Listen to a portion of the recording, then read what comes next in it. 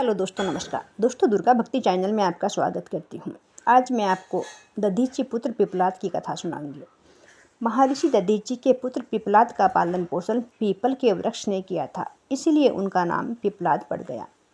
समझदार होने पर उनके मन में प्रश्न उठा, मैं तो मानव हूँ, फिर पीपल का पुत्र कैसे कहलाता हूँ। वृक्षों के अधिदेवता सोम ने उन्हें उनके पिता के शरीर त्यागने और माता के चितारोहण की बात बताई। इस पर वे मूर्छित हो गए। मूर्छा टूटने पर उन्हें देवताओं पर बड़ा क्रोध आया। उन्होंने अपने पिता के आश्रम के निकट गोमती के किनारे चक्रेश्वर लिंग की आराधना की। भगवान शंकर उनकी आराधना से प्रसन्न होकर प्रकट हुए। पिपलाद ने भगवान शंकर से वर मांगा, मुझे मेरे शत्रुओं का नाश करने की शक्ति प्रदान करें।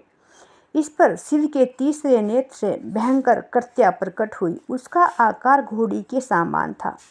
उसने पिपलाद से पूछा, मुझे क्या करना है। पिपलाद ने आदेश दिया, मेरे शत्रु देवताओं को खा जाओ। कृत्या मुंह से अग्नि की लपटें फेंकती हुई स्वर्ग की ओर दौड़ी। देवता गंधर्व सब व्याकुल हो गए। वे सब मिलकर कैलाश पर भगवान शंकर के पास पहुँचे। शंकर ने उन्हें अभयदान प्रदान किया और स्वयं पिपलाद के पास गए। भगवान शंकर ने पिपलाद को समझाया, हे वत्स, देवताओं के नाश से तुम्हारे पिता तो नहीं लौटेंगे। हाँ, तुम्हारे कारण यह त्रिलोकी अवश्य नष्ट हो जाएगी। तुम्हारा शरीर भी नष्ट हो जाएगा, क्योंकि शरीर के अंगों के अधिदेवता इंद्र, सूर्य, चंद्रमा, अग्नि ही नष्ट हो जाएंगे तो शरीर की रक्षा कौन करेगा। फिर तुम्हारे पिता दधीची ने तो देवताओं की रक्षा के लिए ही अपने शरीर का त्याग किया था। क्या तुम्हारे इस काम से तुम्हारे पिता का त्याग व्यर्थ नहीं हो जाएगा।